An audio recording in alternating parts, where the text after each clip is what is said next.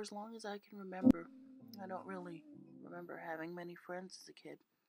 I wasn't the typical happy kid. Didn't have many friends. I was in that percentile, didn't really fit anything, because I was always bigger than everybody else. It was just one of those things, I just kind of dealt with it. And then in 2013, my friend died.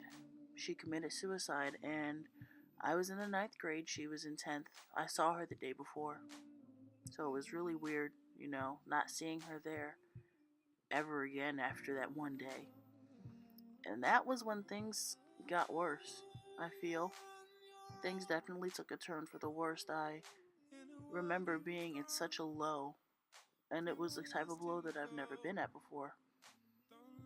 And I felt so alone because I didn't really feel like I had anybody to talk to, anybody to listen to me, anybody to hear me out, anybody to just let me cry or cry with me. I didn't feel I had that. And I don't recall ever really having that other than the fake support that was provided by the school guidance counselors, as was mandated.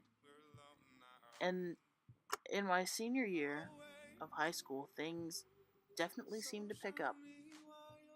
And I did some research and I figured out that it wasn't just me who was feeling these types of things, me as an African American young woman, but a multitude of other African Americans go through the same type of feelings that I go through too. A lot more African Americans suffer from depression, bipolar disorder, ADHD, and other forms of mental illness. However, they often go misdiagnosed or undiagnosed completely because African American culture has taught us to suppress and not feel because to feel is a weakness. We're not supposed to give in to those feelings of sadness and depression that overcome us because that obviously just means that we're not strong enough to deal with it. We're not supposed to have moments of extreme mania and then, in the same token, go down into extreme lows of depression because that's not what we do. And heaven forbid you ever consider even going to therapy because that's only for white people.